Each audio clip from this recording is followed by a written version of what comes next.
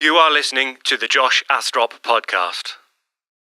Hello and welcome to the Josh Astrop Podcast, episode number 117. Thank you for downloading the podcast. Don't forget to hit subscribe so that every Wednesday when we upload the new episode, it automatically and immediately downloads to your device. You may have noticed, if you've been following the podcast on YouTube, that the YouTube video goes up 24 hours after. That is intentional. So if you want to hear the podcast as and when it comes out, iTunes is the place to go. Like I say, as soon as I upload the episode, it's immediately ready for people that are already subscribed. However, if you look for it when it's available, after I've said this episode is now released, it might be 6 or so hours before it appears. And the video version is posted to YouTube 24 hours later. So yeah, iTunes, podcast, or Acast or Stitcher. If you don't use Apple devices or Apple software, yeah, Acast and Stitcher is the place to go to get that instead. I think those services are also available as apps on Android devices, so you can either stream it on their website or get it through their app. Yeah, we're on YouTube as well. Obviously, the video, like I say, will be made available 24 hours after the audio version. So, yeah, be sure to subscribe to the YouTube channel so when that's available, it pops up and you are notified. We're also on Facebook and Instagram and across all platforms. Just look for the Josh Astrop Podcast and you'll find us. Yeah, that's it. Like, subscribe, follow, do what you've got to do. And we will reciprocate. Now, this week's guest is a guy that's absolutely fascinating to me. A gentleman called Stephen Bridges. He is a magician. He has done.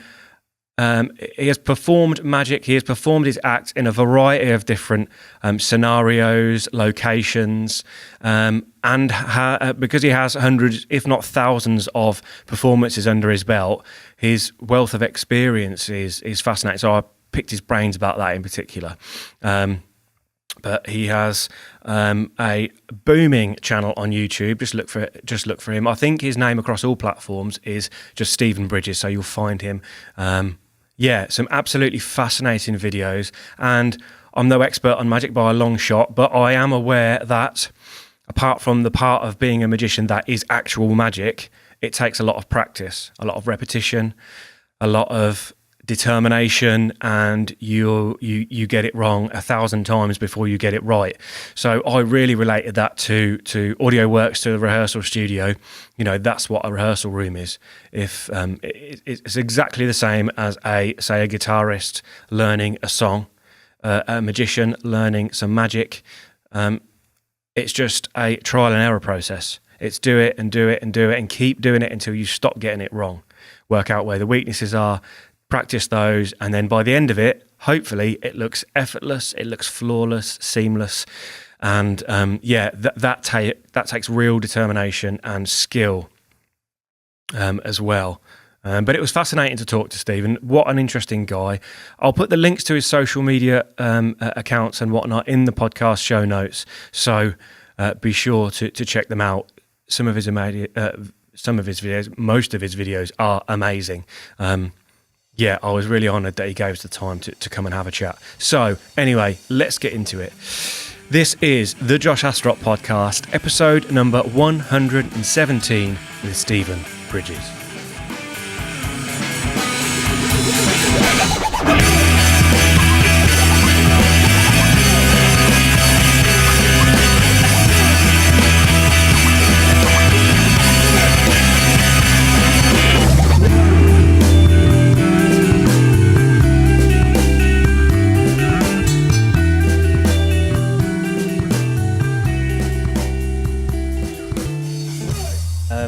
So, you can move your mic to however you like it, as long as it's facing your mouth and you're all good.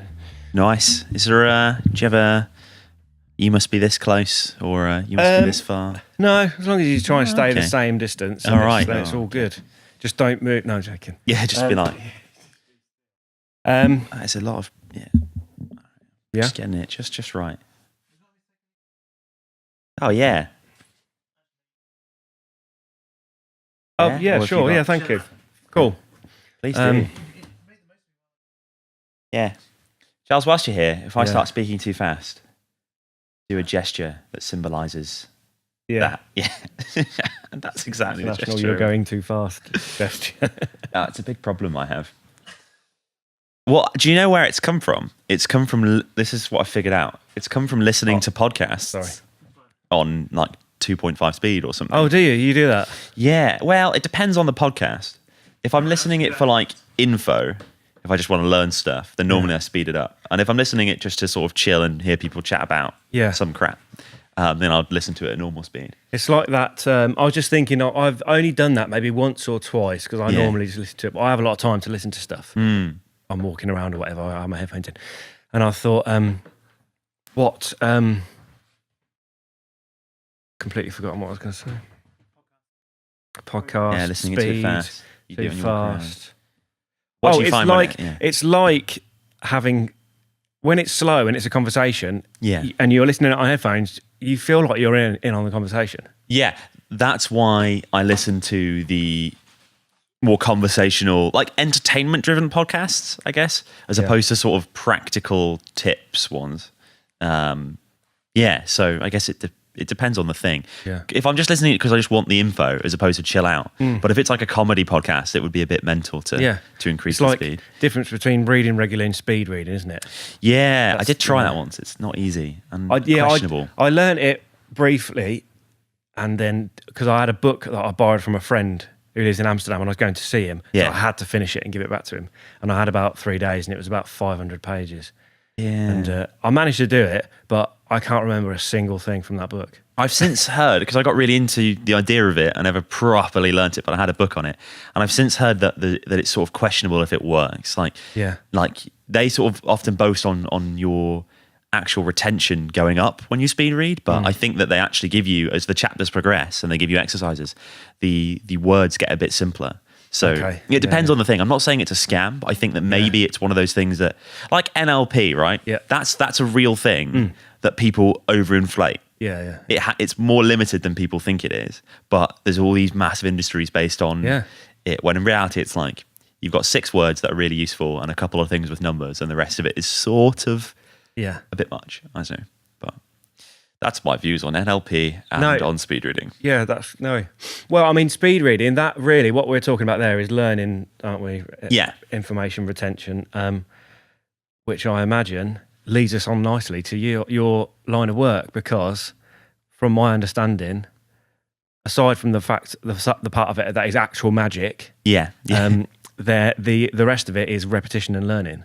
Yeah. It largely depends on what the trick is, but most of the stuff I do just requires just repeating it until you really hate it. Like, you've got to hit that point where you're like, I often find with magic when I'm practicing that I don't even know what the trick is anymore after a while, because you've looked at it for so long, you're past the point of knowing if what you're doing is amazing. So unless you hit that point, I think you haven't practiced enough, because there's no margin for error in magic. No, you can't sort of get it 90%. Yeah, I kind of think about a juggler, right? If a juggler's juggling 3 knives and they do a big triple spin and then they just catch it, the audience goes, oh. Yeah. If a magician just gets the trick right, they go, oh, I think I know how you did that. I saw that bit. Yeah. So it requires like a level of perfectionism that I think that a lot of other arts don't. So yeah, it's a heck of a lot of just repetition. Yeah, I think it's like anything with, whether it's music or magic or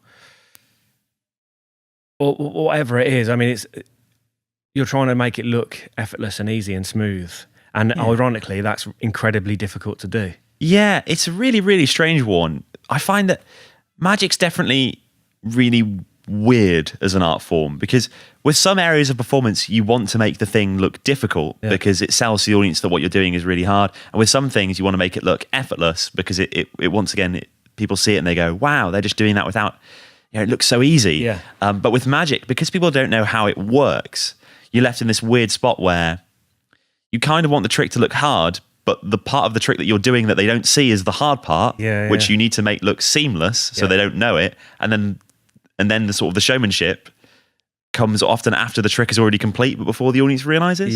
So the whole thing is really strange in its focus when you've got to make it look difficult so that they're impressed, because they don't know whether what you're doing is impressive.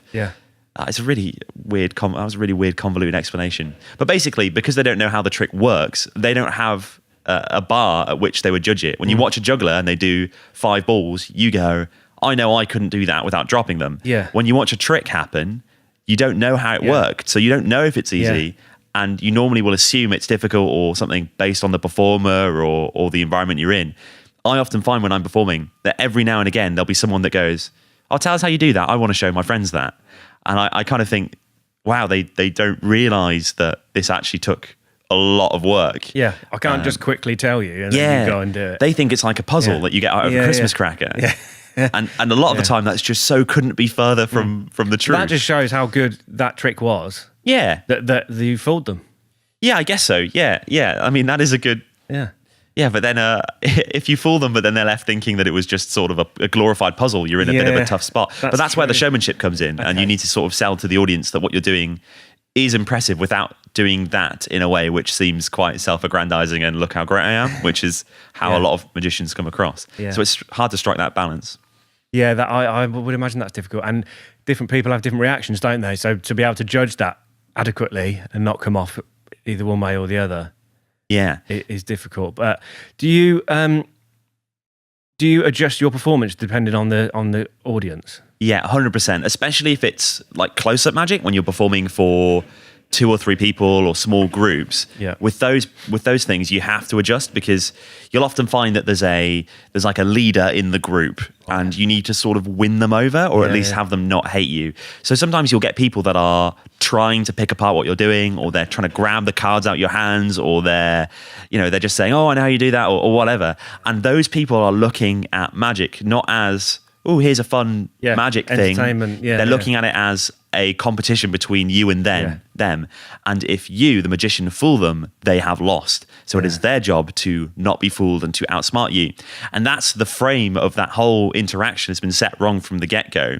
Because firstly, they're kind of fighting a losing battle, because anybody that spends enough time trying to learn how people think so that they can use that information to create a magic trick is going to have the upper hand. It's not even like magicians are smarter. That couldn't be further from the truth. It's just that they've practiced that particular form of human psychology. Experience, So why people take it personally is a bit strange. But with people like those awkward spectators, you have to make sure that you have to reframe that. So you have to make sure that they don't think it's a challenge. Right. And there's a lot of different ways that you can approach that. So one of the things you could do is make them the star of the trick. So you sort of do a trick where the spectator becomes the magician. So you give them the cards, you go, get them to pick the card, put it back in. And they go, you're going to click your fingers. When this happens, that'll happen. Everyone's going to go crazy and give you a round of applause. Yeah. And just a subtle reframing. You still get the credit as the performer because you're sort of making it happen. But you're giving them the attention and and then often they'll sort of go, oh, right. And they'll relax a bit. Yeah. But sometimes if they're being really awkward, you have to actually tell them to stop being that way. And you've got to do that in a way which doesn't alienate them or the group. Right. So I'll say something like, oh, it doesn't really matter if you know how it's done. It's all just a bit of fun. I'm not trying to like trick you. I'm just trying to like show you something cool. Yeah. And I've got to almost undersell or downplay what I'm doing as just being, this fun kind of, oh, who cares sort of thing, which is, a shame. But then you'll get the opposite, and you'll get groups that are just there to have a good time. Particularly a lot of scientists are really good to perform for because they already know how the world works way more than the average person. So they don't feel like you're outsmarting them because they know way more than I do about everything. So when they see a magic trick, they're just happy to have a nice little, magical experience. So I guess it can often come down to an ego thing. But that's not necessarily that spectator's fault. Sometimes they'll have seen a bad magician or a magician that sets up that challenge dynamic and goes, I'll do it one more time. So you've got a chance to catch me out. And those little things, are setting them off on the wrong start. So they may have just seen a bad magician and that's why they've got that view. I think a lot of the time, if people knew how a trick worked or how long it took you to do it, that would be more amazing and more impressive than perhaps the trick if they're like trying to work out how it's done. Like they'd be more impressed with reality of the situation because it does take time and patience and effort. Yeah, so there's sort of 2 different tricks in regard to that. You've got the trick that when you learn how it's done, it is more complex and more impressive than the actual magic that's happened. Yeah. Or and this is most of the time, the trick always feels like a letdown compared to the magic, because even if the thing is very complicated and difficult, what they're seeing, the end result, is something impossible, and nothing can eclipse that. Yeah. Do you know what I mean? If I got up and did a backflip, that would be pretty cool, and you go, man, that's insane. But if I made a card go through a window, you'd be like, that's unreal. Yeah. Even if I just had some guy stick the card to the window when you weren't looking, or something really cheap like that, the effect of something impossible happening is always going to be more impressive, in my opinion, than the possible thing happening, no matter how difficult it looks. Yeah. So if you find out that the card through the window was just someone just slamming it on there with a bit of tape, you're going to feel a sense of being let down. Yeah.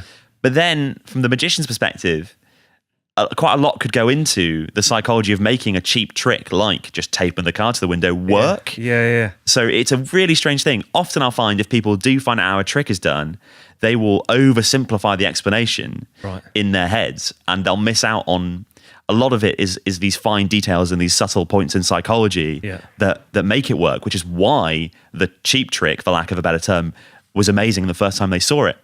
So normally magicians will only reveal how tricks work if those methods are satisfying. So like Darren Brown will often reveal things, but he'll only do it when he knows that the explanation is more impressive than the actual trick itself. But it is such a strange one when people find out how things work, or if they want to know. Yeah, it is. It's fascinating, because I think my instinct is, how does that happen? I mean, I'm still impressed, and I have an understanding of how much time it takes and to make it look so real.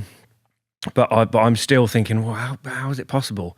And that is that element of wonder and sort of being unsure about it. And you know there's an explanation, but you can't work out that thing. That's also what's also exciting and impressive, and it keeps you thinking about it after it's happened as well. Totally. And that's like, not that there's a right way to react to anything, but that's a great response to have, right? Because you can't hit that point of amazement before your brain goes, how? Yeah. And your brain kind of has to go, how did you do that? And then go through all the possible explanations and eliminate them. And then you're left with nothing. But then you know what you're seeing isn't possible. But you know that it is because you just saw it, and you know there's a trick, but you know that there is no trick because you've just gone through all the logical ways it could be done. And then if all those components come together, you should just be left going, what? In a nice, happy, amazed feeling. And that's the best tricks, hit that.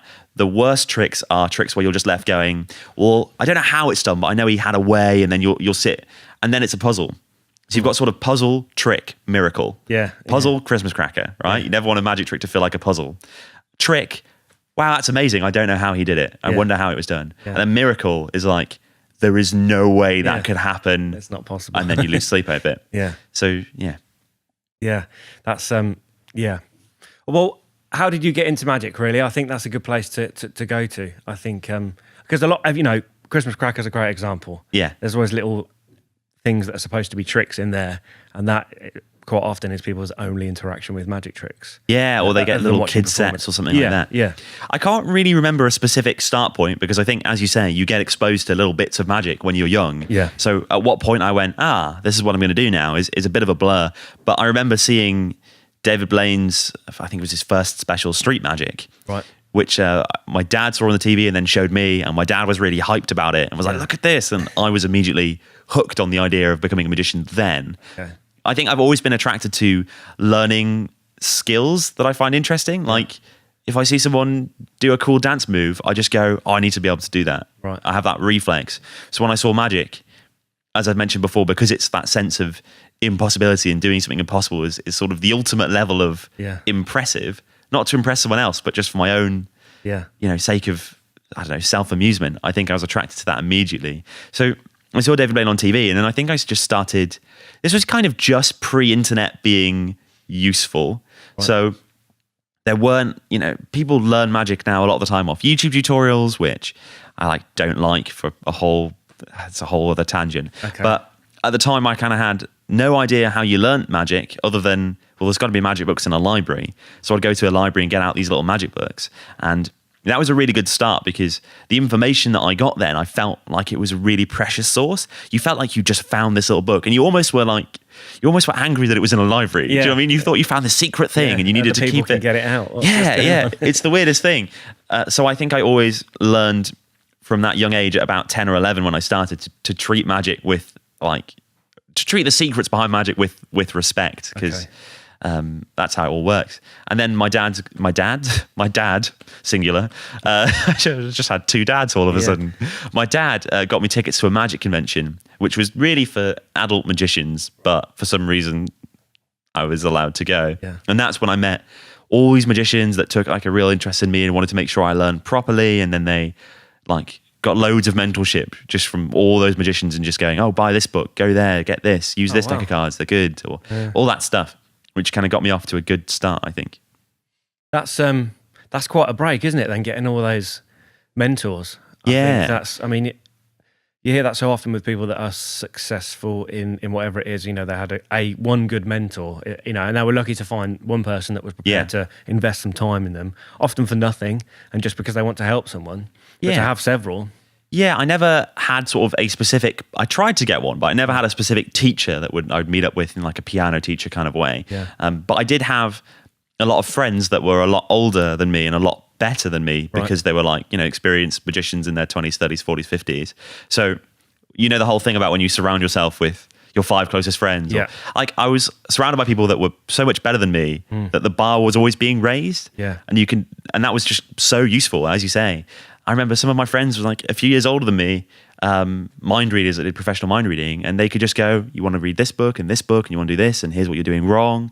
And just every magician I knew was better than me. Right. So it's just like the best environment to be in to start off with. Yeah. You can learn from everybody. That's really good. That's so true. I've spoken to a couple of guys, Ali Wilkinson and Adam Gamage, local musicians, but really good, but they're now touring with, world famous bands or whatever, but they're early to mid 20s, but it's all they've ever done, playing drums. But they started playing really young and went to jam nights that were normally filled for 50, 60-year-olds that have been doing it their entire life, that have played 1,000 gigs, and they just learned all of this experience. And it's such a shortcut, getting all of that years of experience for free and enjoying it while you're doing it. Totally, 100%, which is kind of one of the reasons I have a problem with people learning off YouTube, because, and this is sort of making a bit of a shift now, but a lot of the time, people that are teaching magic on YouTube will be very young magicians that sort of just want the subscribers and the views, or they want that attention, which I totally get. We've built this whole culture online about those numbers. Yeah. So, but then it means that they're not teaching the stuff particularly well, or they don't have that wealth of knowledge and experience like your friends do on those jam nights, because so often people are learning it wrong from the get-go. But as I say, I was luckily caught between the internet generation and the old school only ever buy books to learn magic generation. And I had this nice sweet spot where I could appreciate both mediums. But so got very lucky in that respect with just who I knew. So what happened then? I suppose, I mean, you've always worked in magic as a job, have you? Or that's only a recent development? No, I mean, when I was 10 or 11, I started doing, I guess, the odd little show. Someone will be like, a friend of the family will go, well, my child's having a birthday, come along and do some tricks. Things like that. And one of my first sort of experiences performing magic professionally was a local restaurant. My mum knew the owner through her work, I think, and they arranged that I could come in and do magic a couple nights a week for people at the restaurant. Yeah. So I did that, and that was really useful. That was really good, and it sort of pays like really well in comparison, even at that age, in comparison to the amount of time spent working. Right. Well, because I guess you're sort of working on all the hours when you're learning the craft. Yeah. But so that was really, really nice. But it also got me a lot of experience performing in front of people. And then from that, you quickly learn. People go, oh, do you do, weddings or whatever? And you then go and get some Vista print business cards printed, and then you give those out, and then you start doing these little weddings, and it can kind of build up from there. So for me, I was doing that until I went to university. I realized, because I'm from the countryside, that I needed to move to a city to do magic professionally, because otherwise it's just making it difficult for myself. But I also didn't quite feel ready to sort of make that leap and live somewhere without... I felt like I needed a little bit of a handhold or something. Yeah. So I went to uni and did a performance degree, which I was hoping would sort of fill in the gaps.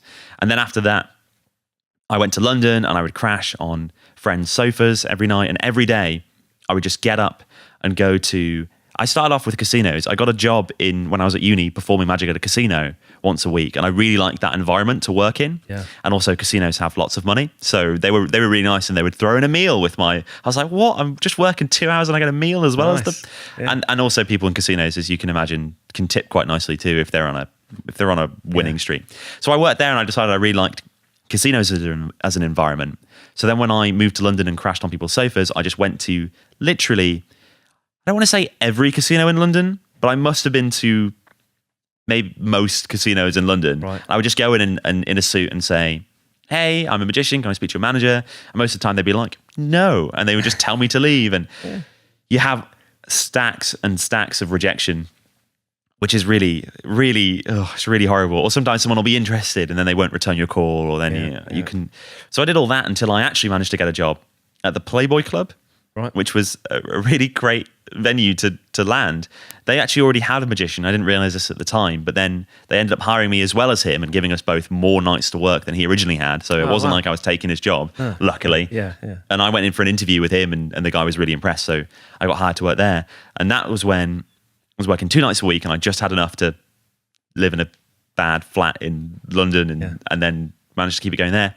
So then it sort of has been like that for a while. And then alongside that, I was doing the YouTube stuff, and I dabbled in some other things. Like I dabbled in radio for a bit, freelance. And then, at one point the Playboy job stopped because my boss got fired, and it's a weird chain reaction where they just got rid of all the entertainment and then all this stuff.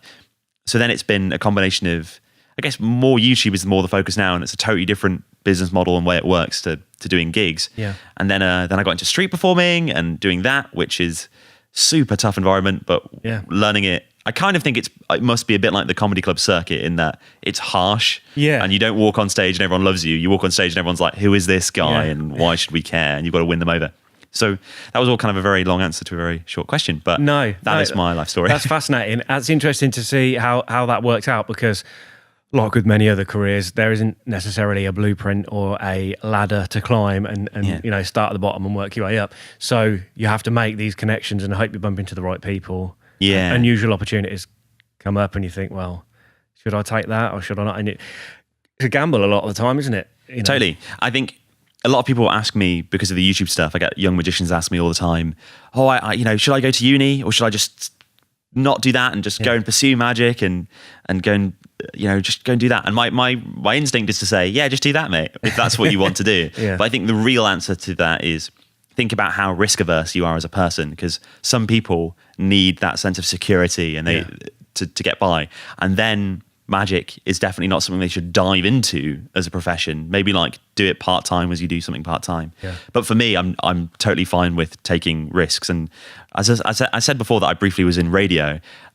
When I lost the Playboy job, it was at the same time I was doing sort of radio as a favor for a friend for a month. And then I kept that going because I lost the Playboy gig.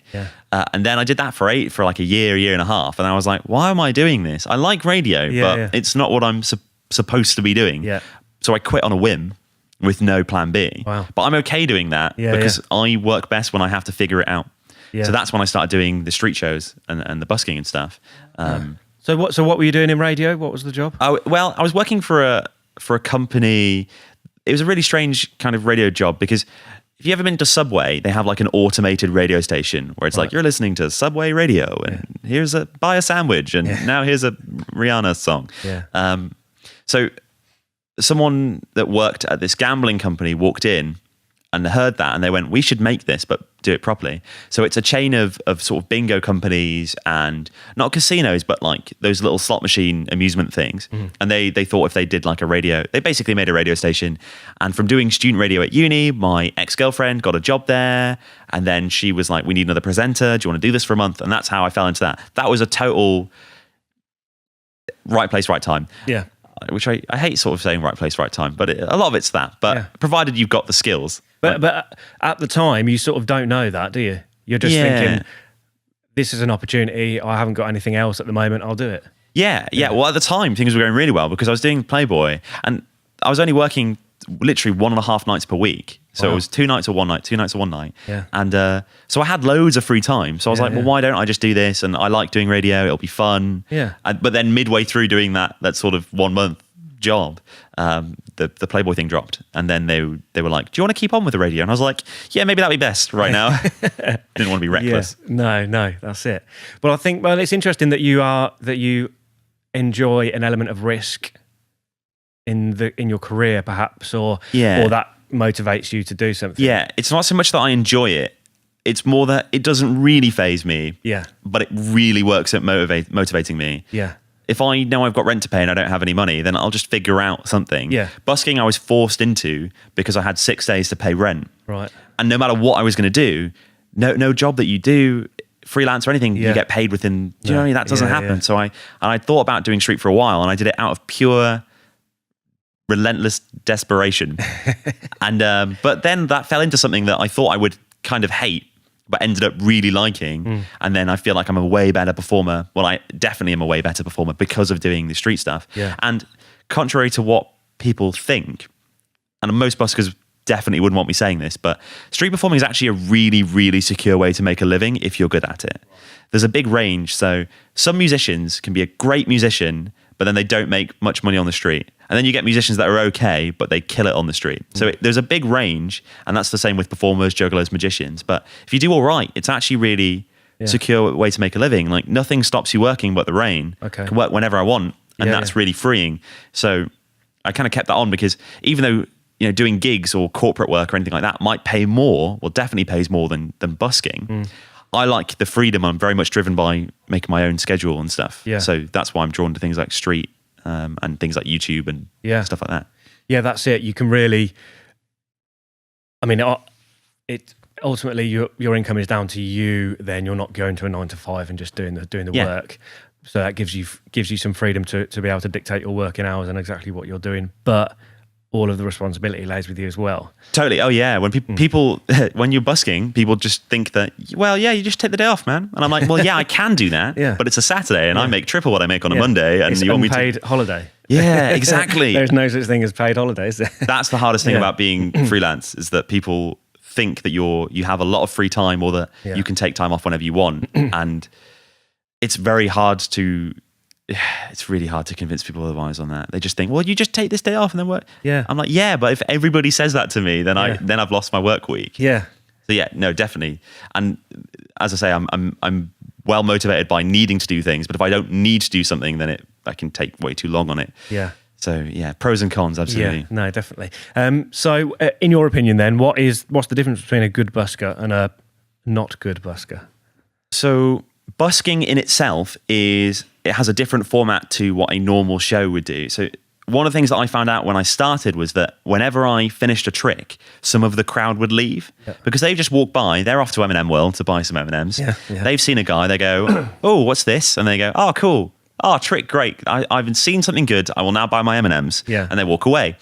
But in a street show, you need to keep the whole crowd there until you do your hat speech and then get paid at the end. Right. So if people walk away, you're in a bad spot. You're not going to make any money. So one of the things that I learned is that you have to structure your act in a way that there isn't a chance for people to leave. Yeah. So you need like a compelling ending that you're referencing that they feel like they want to watch. So the best example, I think, of a street show format is a unicycle show. Right. They get out this big, huge giraffe unicycle, they call it, and they start building their audience. And then you go, they're going to get on that at the end, and they're going to maybe juggle some knives. I want to see that. Will he fall? Might be funny. And then you stick around. And then a good busker will jam that show with entertainment and comedy and just fun bits. But you'll never have that payoff until the end. Yeah. So the longer you're there, it's sort of like that sunk cost fallacy. You can't leave if you've been there half an hour because you've been there half an hour now and you want to watch this guy juggle on the damn unicycle. So although the audience should never feel like, just get on with it, because then that's bad entertainment. The entertainment shouldn't be not so good that they leave, but it should have a nice structure where you feel like you want to stay there for the whole time. Yeah. So for me, I found that I had to start tricks before I finished other tricks. Okay. So I would sort of start my first routine and then I'd say things like, if this works, the next part of the show is going to be insane. And I'm sort of hyping it up a bit. Yeah. And then you get straight into it. So it's kind of comes down to structure a lot of the time with busking, and a good busker will know how to structure their act in a way where it is entertaining from start to finish, but there is no point where people feel like they're just going to walk off. And also you've got things like building a crowd. If you do a stage show, you walk on stage and everyone thinks that you're good on the street. Building a crowd is a lot harder than people think. I've got a friend that I taught to busk, and the first day he just really thought he was going to walk out there, go, I'm going to do a show. And then people were going to stop and go, whoa, a show? Brilliant. No. And I still find it hard sometimes to build if it's winter or if it's cold. Yesterday I was out, it's freezing cold. No one wants to stop and watch a show. Yeah. They want to go to M&M World where it's warm and buy some M&Ms. Yeah. It's always the M&Ms. But I do like M&Ms. yeah, I know, same, right? That is the problem. Well, you want to stand close enough to it so that you get the traffic, but not so close that they walk away. Oh, yeah. And then you've got things like location and all that, as you're mentioning. So yeah, busking in itself is a totally different art form, and you've just got to keep people engaged for non-stop. Yeah. That's fascinating that they're different. I mean, I've never thought about it, to be honest. You know what? Unlike, I must admit, when we talk about busking, I think of, a guy with a guitar. Yeah, totally. Which is totally different because they are individual songs. You don't know what's coming next. It's not a set, although they've got a set. You've no idea what's coming next, and you're just... Not many people stop, I don't think. We call those walk-by shows. So that's when... And that normally can be someone with a guitar, but it also could be a statue artist, or it could be...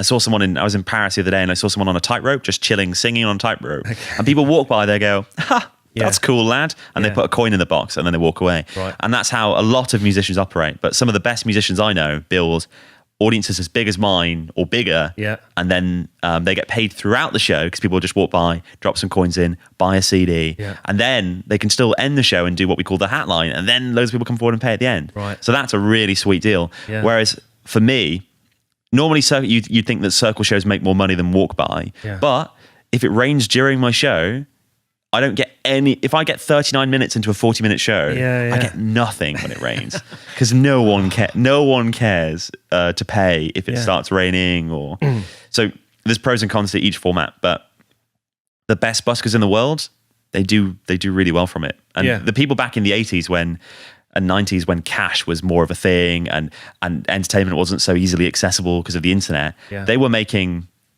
sickening money. And a lot of those buskers have gone on to buy houses and stuff with it in just outright, and it's just ridiculous.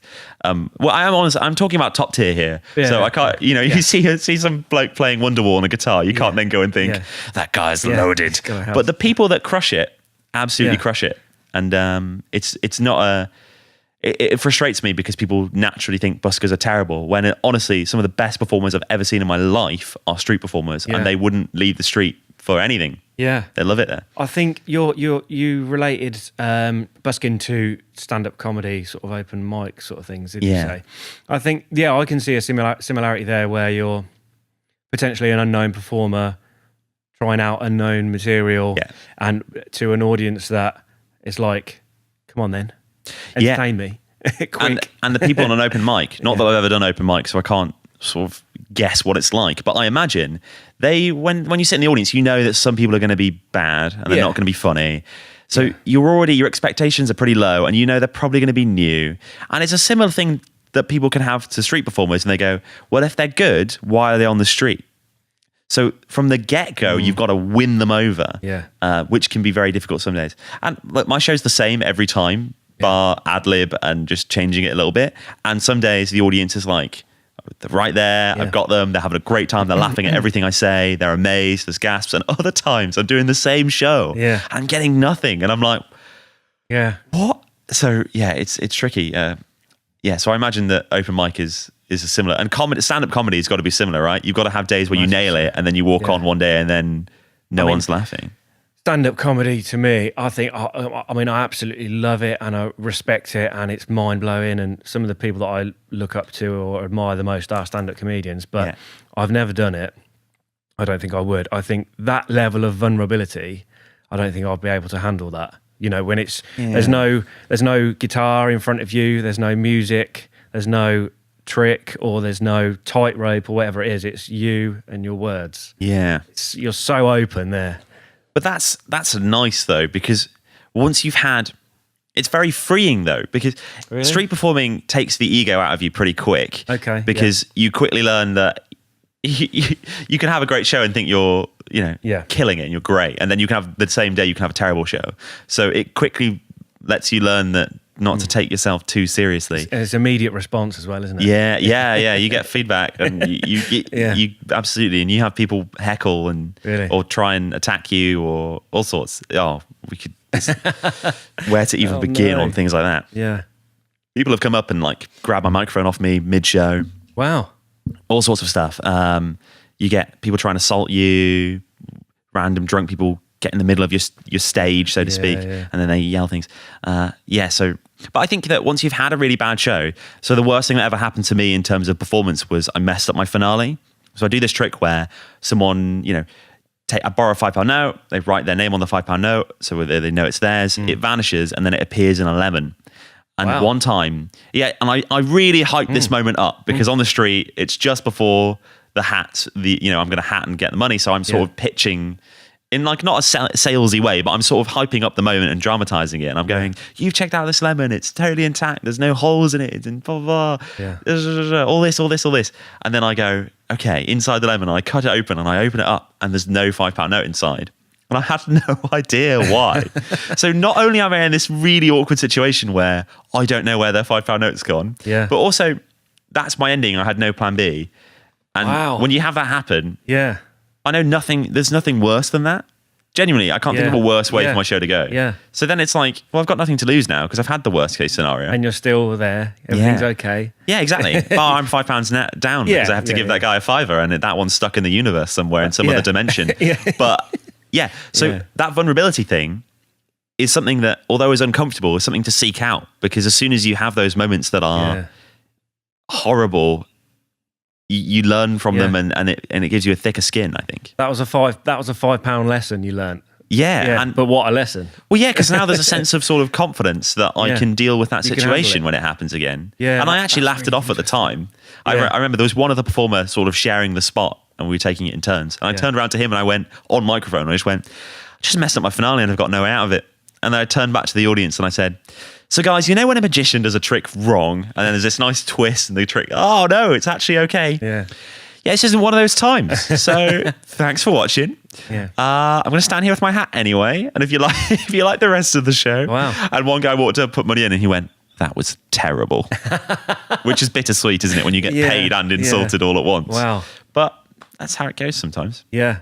That's impressive to be able to react instantly to. Well, I'm sure that's your experience that led you to that situation, sort of being able to handle it. That won't be the first time a trick hasn't worked. Yeah, I just had to quickly accept that in that scenario, through I guess my own fault from not planning for the worst case scenario, I knew that there was nothing I could do. Right. So because of that, and I just knew that I'd lost it there and then. So there was no point in me getting angry or stressed or trying to like desperately salvage the situation. Yeah. And there's absolutely times when you want to think, what can I do? What's a plan B? How can I rectify this? Yeah. But that moment when I've just spent the best part of 5 minutes hyping up this lemon trick, I can't then just go, well, how about a card trick, guys? And try and finish on a... I knew I'd lost it. I knew that was that. Honesty was so I just answer. embraced it and was like, hey, it's gone wrong. Welcome to the street. Yeah. I think that is it. That's the risk. Yeah. That's what some people have stood there to watch. Yeah. For it not to work. Yeah. So, well, some people want it to not work. Yeah. And then those people get their little kick as well. So everyone well, gets there you go. happy. Somebody's left. Everyone's got a story at the end of the day. I saw this really crap magician today. But I'm sure it wasn't that. You may have been working up to that, but there was things along the way. Yeah, totally. Oh, well, there you go. Hopefully they. Well, actually, I think at the time that was quite an all right crowd. Like they were enjoying the show. Right. As I say, if it had been a crowd that was sort of very poker face the whole time, which happens, then they would have just gone away being like, what? But that crowd, they already liked me and they already knew that I was good at what I was doing. So when that happened, I guess they're a bit like, So I was surprised at how many people came forward and put money in the hat at the end. I guess they recognised that these things happen and the show was okay. And it didn't feel like it was maybe that one guy that said that was terrible. Maybe that was almost pity money. But the rest of it wasn't. It was sincere people going, I enjoyed the rest of the show. Yeah. So that was okay. That's cool. That's a little bit... I don't know, it restores your faith in humanity maybe somewhat, that people aren't like, oh, well, it didn't work, I'm not interested. They're like, no, I respect that and I appreciate what you've done, Yeah, regarding the faith in humanity thing, the nice thing about street, or the horrible thing about street, is that no one has any obligation to pay and they can leave very easily and you'll never see them again. So when people walk away, they can't, when people actually pay, they do it because they think, I want to support this thing. Yeah. And that's a big compliment because people like things for free. Yeah. So if they actually pay, and the best moments are when people come back to the spot 10 minutes later and they go, I didn't have any cash on me, but I just been to the ATM, here's a tenner. Wow. Yeah. And I'm like, wow, you're a good enough person that you've actively gone to get cash. Gone out of your way. I always find those people, that's a real highlight just because of what it means. Yeah. Or if a child comes up to me and they put like 1 penny in my hat, I'm still like, I know, I can tell that's their money that's in their pocket, not their parents' money that they've handed the kid. I can tell. Yeah. And that's a compliment. So there's little moments like that really restore your faith in humanity. Yeah, that's really nice. Yeah. For people to go out their way and come back and talk to you. Yeah. Right. That's really, that is cool. Yeah. Well, we've briefly mentioned YouTube and that you do a lot of work on there. Yeah. And that you came into magic at a time when it was getting going, I suppose. Yeah. How long ago was that then when you started your YouTube channel? Well, I did it probably when I was in second year university, properly. Like I dabbled in YouTube before, but that's when I took it a bit more seriously. So I am 26 now. So whenever that was, so what, 19, 20? It's been quite a while. And I luckily got into YouTube before. This was when you didn't really tell people that you watched YouTubers, or the idea of a vlogger would be like cringy to people. People would be like, you watch someone just sit and talk about their life. People would like, I watched these people and I wouldn't tell people because it genuinely sounds really weird. But now it's all this thing that's really accepted. So it was very early on in YouTube's life, really, when it was picking up momentum, but it wasn't mainstream in the way that it is now.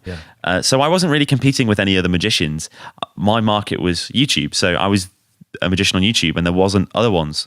And luckily I just sort of quickly tried to figure out what worked at the time, which at the time was like short videos that people would watch the whole video and that had a compelling title that made you want to see what the video was, and not like clickbait and oh, watch this, it's really You'll never great. believe what happens at the end. Well, I've dabbled in that as well because I mean, I've tried out what works and what I feel comfortable with, but just titles that are a compelling premise, so tricks with interesting names and things like that.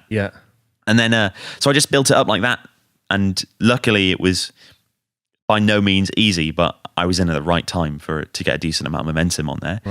So just been doing that and doing that since then and changing it and adapting. And so what, you said there wasn't really magicians on YouTube at the moment. What made you think that it would work then if nobody had done it before? Because it works on TV, so that absolutely could work on YouTube.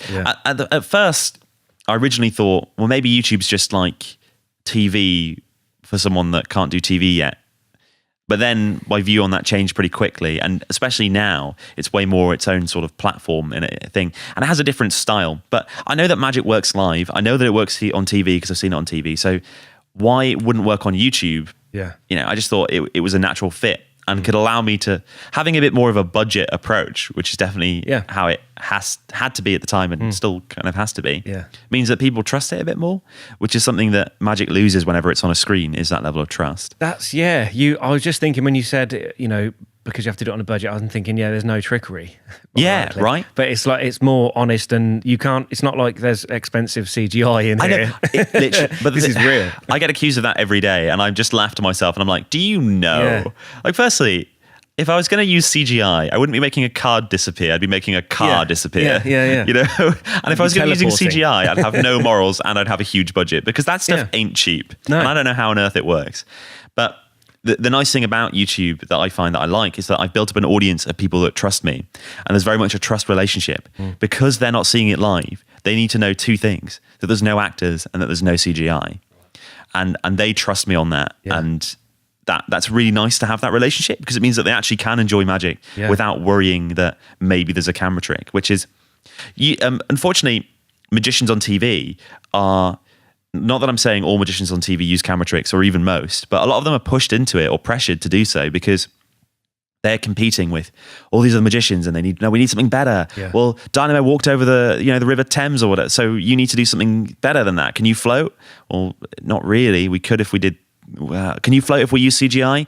Yeah, but we really shouldn't. Well, what if we just if we do this, we get this TV show commissioned. Do you want the show There's a lot of pressure there. But on YouTube, because I'm running the whole show and I'm the producer, the writer, director, magician. It's like this, Yeah, exactly, right? You get that creative freedom, which keeps the thing a lot more pure and to what you want it to be. Which has its pros and cons. I mean, obviously, I've got no one else Well, nowadays definitely more so. But at the time when I started, no one else chipping in with their opinions or their ideas about it. Now it's like a totally different. Now it can work with a team and have a manager and discuss things, or have friends that I can pitch things to, and which make it a bit more.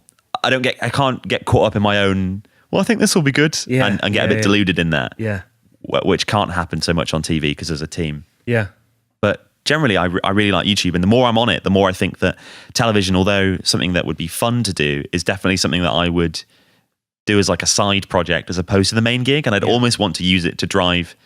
Like if I did Got Talent, like Britain's Got Talent, I would want to use it really to drive traffic to YouTube. Yeah, because that's the hub, and it's like why that's where all the power is now. And you got into this world, I suppose, because of the freedom and the being able to do what you want to do. So then going into TV, I mean, you hear it all the time when, particularly in comedy, when writers get involved in sitcoms and things. It's happened so much in the past, and they're not comedians; they're writers. And there's a team of them, and there's executives, and there's people giving opinions that perhaps their opinions aren't valid, and it's just diluted, and it ends up being watered down.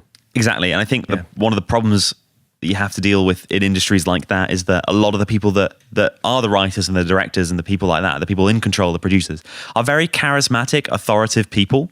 So when they go, no, this is the right idea, and you've got 10 people telling you, like I know stories from friends that have done shows like Got Talent, where they get advised strongly by people, and it's like you kind of just go, all right, well, and I don't know, particularly for a magic show, I need Final Cut because I want to make sure someone doesn't cut the camera to cut to another angle at a really key moment, which then looks like there was a camera trick even when there wasn't. So you need these little things like that. And the freedom is such a huge thing. And the more I've got into that, the more I realise that that's one of the things I really value about it as a medium. Yeah, I think that works well. Probably similarly to you, for me doing this, is that we can if you've got an iPhone or a phone and a computer, you can produce your own videos. Now in the beginning that's a necessity because, like you say, you don't have other people, you don't have a budget, you have to do it yourself. But then that also gives you that freedom that you don't have to answer to anybody. So it's trying to get that balance right of being real and doing exactly what you want to do. But, you do need to bring people on at a certain point, don't you? And then there are people that have better camera skills than you, better editing skills than you. So if you can take advantage of that, I think it's a difficult waters to navigate, though. Yeah, it definitely is as you raise production values and you want to make sure that you keep what made the show good in the first place. Yeah. But absolutely, as you're saying with a podcast, it's great. You can build this up yourself. You don't have to have anyone say to you, you can do a podcast now. We give you permission. Yeah. You're like, no.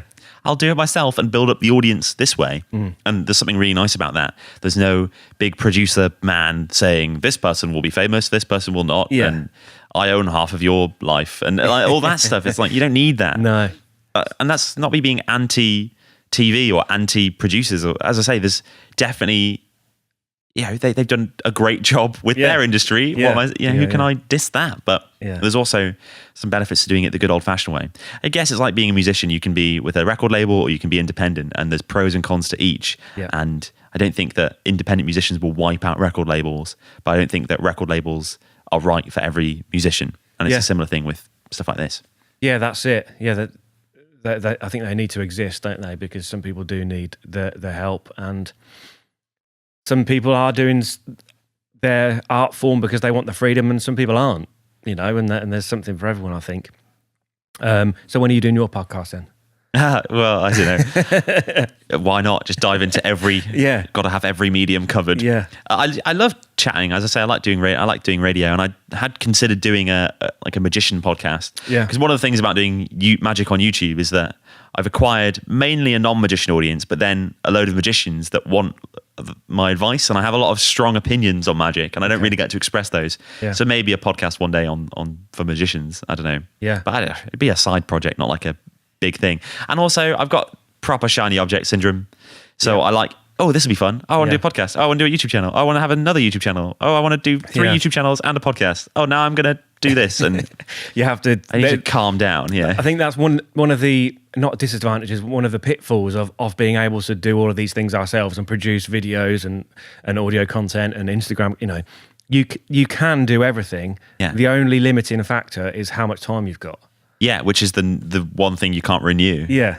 Yeah, so that's why it's good to have a team. Yeah. May need to tell me to stop. Yeah. And I think most ideas should be met with a no, and then and I should go, all right then. And then the ones that I go, no, but I really want to do this one, then you keep going with that. Yeah. Those are the ones that you should actually commit to. So yeah, it's very difficult. I apply that logic to buying things. Oh yeah, because quite often I'll think, I want that, and then I'll buy it, and then 10 minutes later I'll cancel it because I think I don't know. So I think, right, if I've wanted this for like a month, then I really want it. Yeah. Whereas if I've forgotten about it, then it's not. Don't waste your money. Yeah, great idea. I think that seems to work.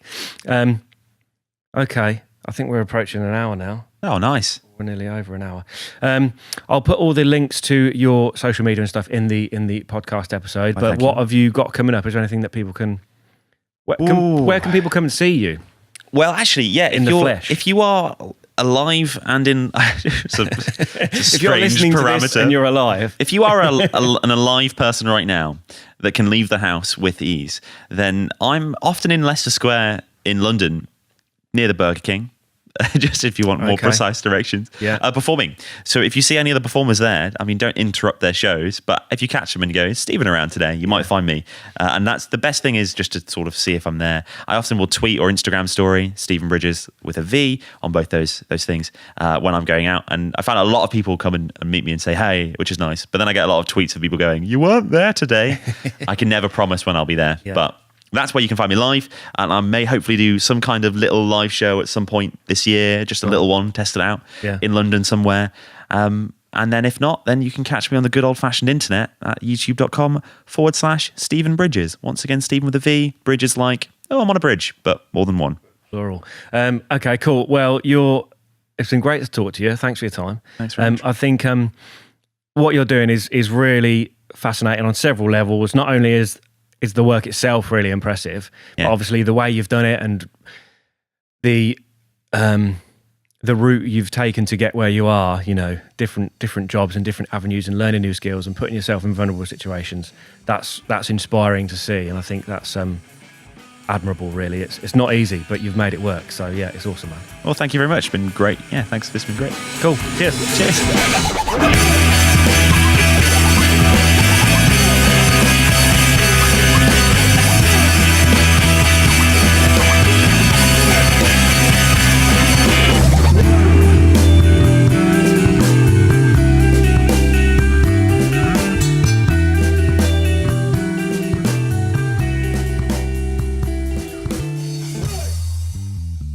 So there it was, the Josh Astrop Podcast, episode number 117 with Stephen Bridges. What a fascinating guy. I learned a lot from talking to him. I hope that comes across in the podcast, so you can learn that as well. But the way he deals with different audience members, different reactions, how you deal with or control, maybe control is a strong word, but how you influence somebody's reaction. So if somebody's getting a bit aggro with you or somebody's not impressed with what you're doing, he's developed ways to work with that. Maybe not stop that, but even if it's a situation that you cannot control no matter what you do, he's obviously explained in this episode how that affected him mentally and what he did from then on. So that is an important lesson. The ability to be versatile and to deal with difficult scenarios as they come up live, that is such a skill. I mean, if you can handle that, something not going your way, someone being, aggressive or rude in front of other people during a live show, if you can handle that situation, I mean, that must be such a valuable skill, such a confidence booster. And obviously, Stephen's done enough of these shows and had enough of these experiences to understand that and deal with it and keep moving. So, all credit to him, really. That only comes from being in an uncomfortable place and keep going. Not quit, not walk away, not stop. Try it again, try it a different way. That is such a valuable lesson, I think, that you can learn and hopefully adapt to many other things, not just magic, not just busking, not just creativity or the arts. So yeah, that was fascinating. I urge you to check out his YouTube channel. I'll put the link in the podcast notes. Some of the videos on there will blow your mind, and he regularly speaks to other magicians, other performers, other people, not necessarily magic related, but fascinating nonetheless. So please check that out. The link is in the description. What an awesome guy. Yeah, I was really honoured that he gave us the time. Clearly a busy guy, clearly doing a lot, practicing a lot, and he's working hard and pushing, and he's made that sort of dream a reality. Interesting again to hear the zigzag path he's taken to get to where he is today, through working in casinos and taking whatever opportunities, working in radio and things. And unsurprisingly, as we've learnt from talking to so many people about their careers, it wasn't a straight path. It wasn't become a magician's assistant and then become a magician. It wasn't that simple step. It was do a bit of this and then a bit of that on the side. But while that's not making enough, it's making decisions, juggling jobs, trying to pay the rent, trying to do the art, trying to be authentic, skating that line between having to do things to earn money so that you can live in a house, but actually pursuing your art and being creative and whatever your version of honest and having integrity is. And I think Stephen's done that excellently. Whether or not that's intentional on his part, I don't know. But I think, it's admirable what he's done and how he's done it. So follow him on the various channels. Like I say, links in the description, and the links to the podcast are in the description. The video version of the podcast will be available 24 hours after the audio version. Follow us, Facebook, YouTube, Instagram. And if you don't have Apple products or use Apple software, you can find the podcast on YouTube, or you can listen to it on Acast and Stitcher. So it's available through their app or through their website for Android devices. I think that's it. I think that's all the discussion and all the things I have to mention. Yes, thanks again to Stephen. Hit him up, follow him, like him, have a look at his stuff. Send him a message. I'm sure he'll reply. Yeah, awesome. This has been the Josh Astrop Podcast, episode number 117 with Stephen Bridges. I've been Josh Astrop. We will see you next Wednesday.